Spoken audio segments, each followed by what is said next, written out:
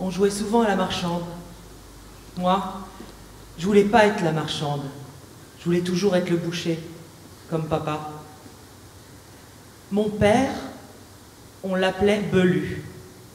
Et Belu, c'était un personnage prospère, c'est-à-dire un boucher épicurien. Chez nous, la viande, c'est une superstition, une obsession, pour sûr, une métaphysique, une mystique. Mais Belu ne connaît que les choses sensibles et sanglantes, celles que l'on peut peser, découper, montrer et sans trembler du moindre millimètre, déchiqueter avec fermeté. Belu a des mains rouillées, des doigts pleins de bagues et des bras velus recouverts de chaînes, un large tatouage sur l'épaule. Belu connaît les moutons et les femmes, les tendons et les vagins qu'il ouvre avec la même dextérité, la même précision. La viande, c'est son élément. On n'en demande pas plus à son boucher, et encore moins à son père. Le mien est mort la semaine dernière. À l'enterrement, c'était assez sordide. Il pesait 153 kilos. Et il a donc fallu lui briser les omoplates pour le tasser dans son cercueil. Une vraie boucherie. On n'a rien pu glisser à ses côtés. Pas la moindre fleur. Mes oncles ont dû s'acharner à plusieurs reprises pour refermer le couvercle. C'est ingrat la vie d'obèse. Vous êtes dans l'inconfort jusque dans la mort?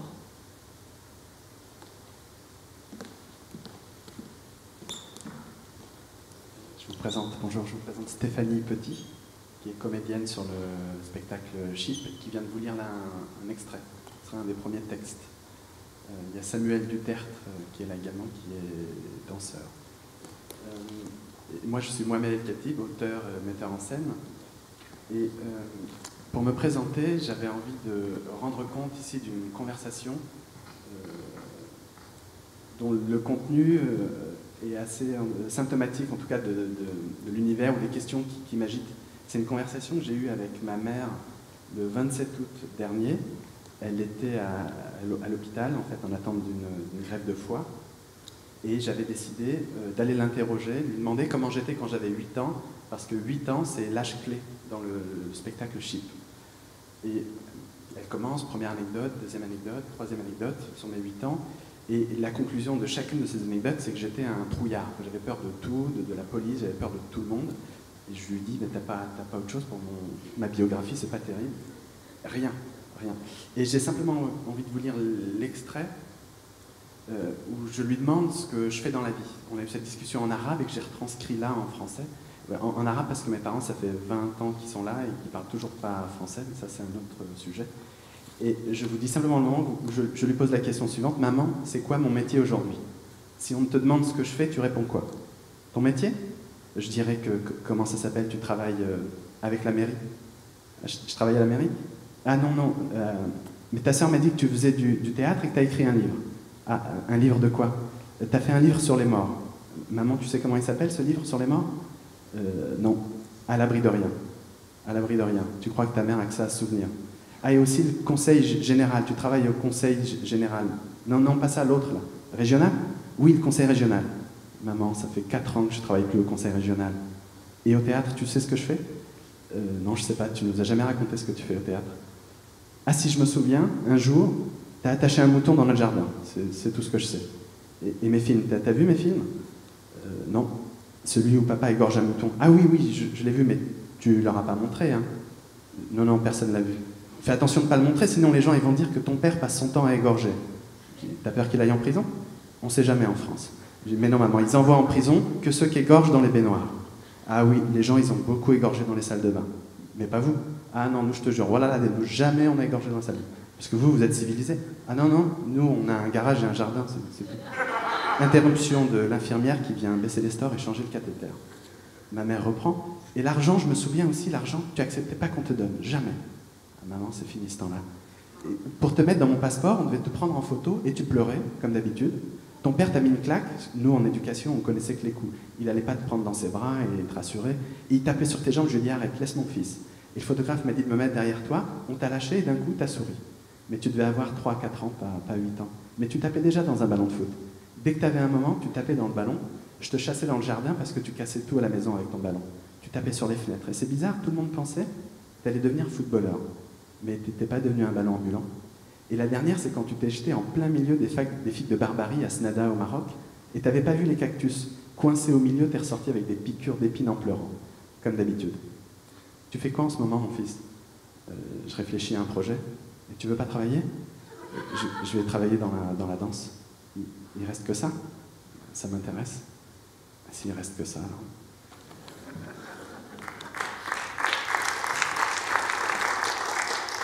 Et certaines questions qui sont contenues là-dedans, on a continué à les travailler avec le collectif Zirlib, où on développe un travail d'expérimentation et de recherche, et notamment sur la question de la perte et du deuil, et ce qui a donné lieu à un premier spectacle qui s'appelle À l'abri de rien, qui traite de la question de la mort, à travers à la fois des hypothèses et des questions assez simples, l'hypothèse étant que vérifions si la mort la plus importante est celle de la mère, et puis des questions,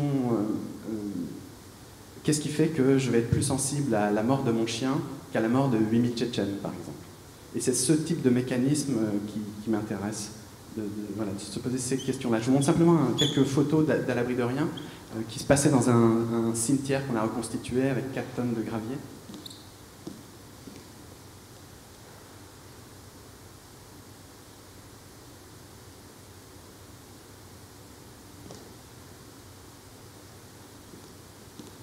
C'est des photos qui ont été prises à la création à la scène nationale de Blois en octobre 2010.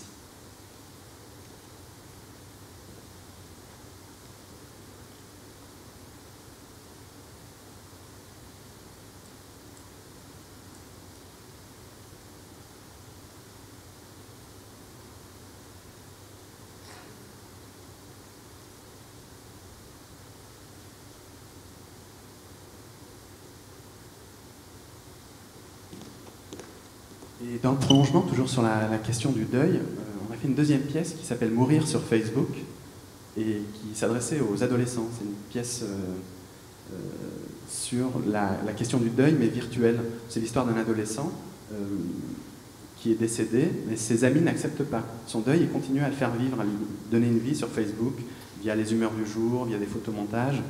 Et puis finalement, il faut attendre la clôture du compte Facebook pour pouvoir passer du deuil virtuel au deuil réel. C'est à partir d'une anecdote, d'un fait divers arrivé aux États-Unis.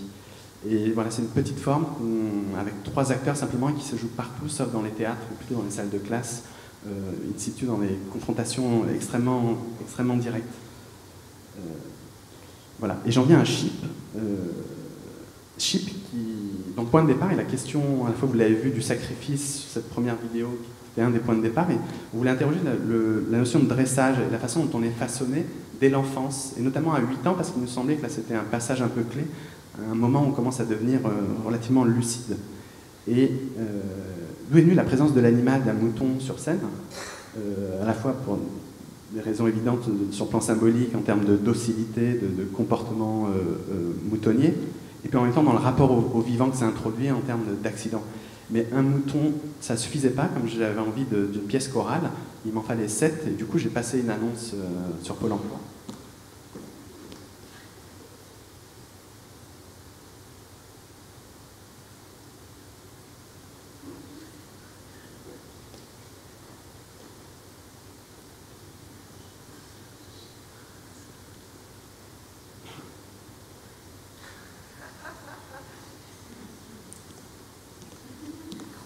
J'ai reçu plus de 150 candidatures et j'ai reçu un coup de fil de Pôle emploi pour me demander est-ce que c'était bien nécessaire la maîtrise de la langue tchétchène.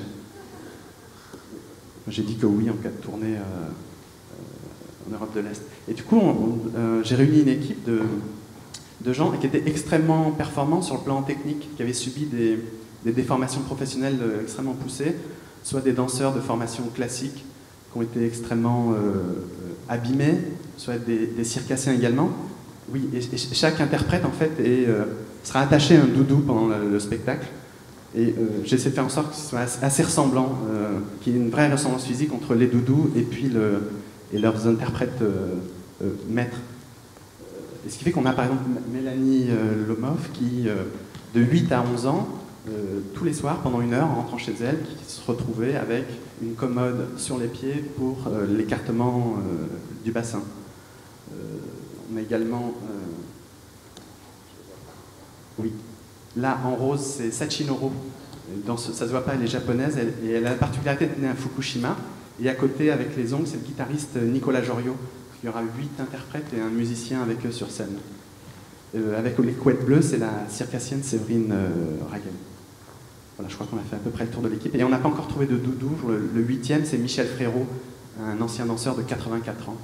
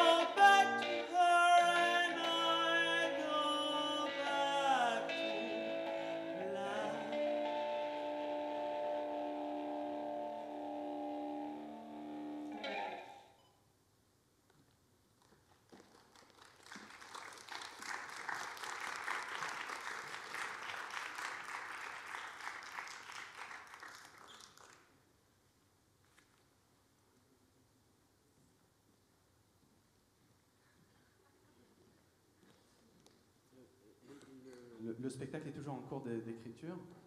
Et je vais juste vous montrer quelques photos pour terminer, qui sont d'une maquette qu'on a présentée au Théâtre de la Ville en juin dernier, avec 3 autres interprètes de l'équipe.